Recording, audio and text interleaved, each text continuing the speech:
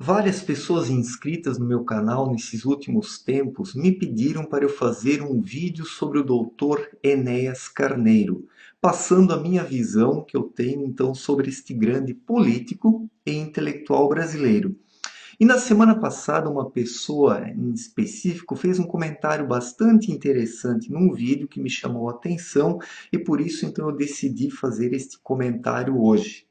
E o comentário que a pessoa fez foi o seguinte: como é que pode, em um país como o Brasil, nós termos uma pessoa como o Lula, sobre o qual já foram escritos livros, foi feito um filme, o Lula é visto como um herói nacional, é aplaudido pela população, e o Enéas Carneiro, por outro lado, poucas pessoas falam sobre ele, sendo que ele é uma pessoa infinitamente mais gabaritada do que o Lula. E realmente assusta isso, nós vivermos num país onde determinadas pessoas que são verdadeiros lixos humanos, como o caso do Lula, uma pessoa que não vale nada, um ladrão, um bandido da pior espécie, o cara é visto como um herói nacional, e do doutor Enéas Carneiro se fala muito pouco. Eu vou começar este vídeo comentando um pouco da trajetória de vida do Dr. Enéas Carneiro, né? Ele nasceu no ano de 1938, na cidade de Rio Branco, né, o estado do Acre, e quando ele tinha 9 anos de idade, o pai dele faleceu. O pai dele era um barbeiro e a sua mãe era uma dona de casa. Então, quando o Enéas tinha 9 anos de idade, o pai dele faleceu e o Enéas foi obrigado a começar a trabalhar para se sustentar e também ajudar a sustentar a sua mãe. Então, em 1958, ele foi para a cidade do Rio de Janeiro e entrou para a Escola de Saúde do Exército, onde ele se formou terceiro sargento e auxiliar de anestesiologia, né? Ou seja, então ele atuou na área militar durante 8 anos como anestesista. E durante todo este período ele aplicou aí em torno de 5.000 anestesias, ou seja, em torno de 5.000 processos cirúrgicos. Ele então participou de uma forma muito competente e de uma forma muito efetiva. Depois de 8 anos ele largou então o exército, ele se formou então em matemática, física e também medicina. Em 1976 ele completou o seu trabalho de mestrado e em 1977 ele publicou o seu livro O Eletrocardiograma.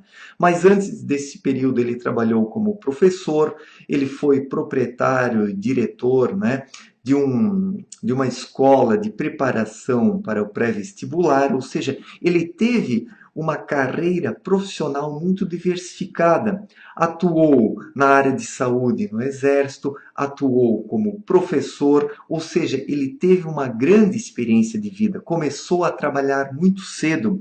O Enéas é aquilo que nós podemos chamar de self-made man, ou seja, o homem que se faz a si mesmo, o homem que se constrói com o seu próprio esforço, porque um ser humano que começa a trabalhar aos 9 anos de idade, quando se torna órfão, para se sustentar e ajudar a sustentar a sua própria mãe, é realmente um guerreiro. E olhem só onde o Enéas chegou.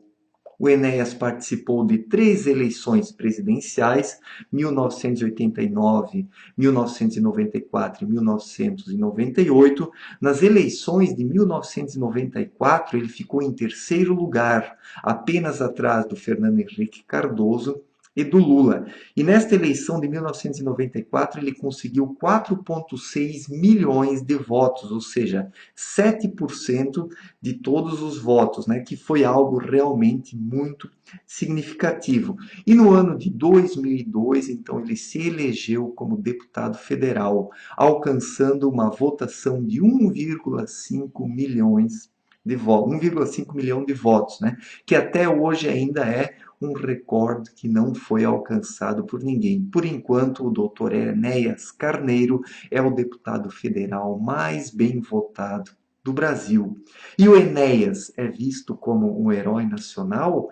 Para o Enéas foram escritos livros, foi feito um filme, como no caso do Lula, Não, o Enéas infelizmente não é visto como herói nacional, enquanto que o Lula, que é um bandido, que é um vagabundo, que provavelmente cortou o seu dedo de propósito para se aposentar e não precisar mais trabalhar, é visto como um herói. O cara entrou no sindicalismo, fundou a CUT e começou a viver às custas das outras pessoas.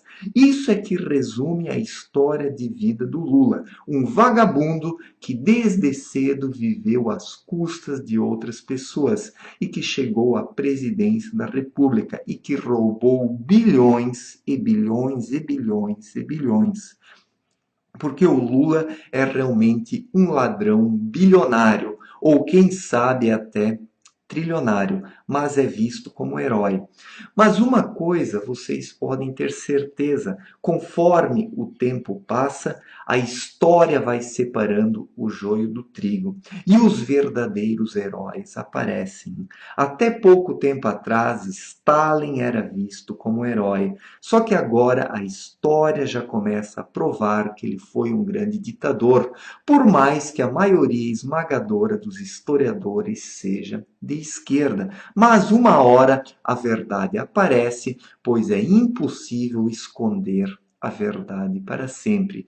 E um dia vocês podem ter certeza que o Enéas será sim um herói nacional e a história reconhecerá o Lula como um bandido. Chegará o tempo em que nos livros de história nós veremos que o Enéas Carneiro foi um herói nacional, um intelectual, um pensador e um grande político. E o Lula será descrito como um bandido, porque o tempo passa, o tempo transcorre e chega uma hora que a verdade aparece.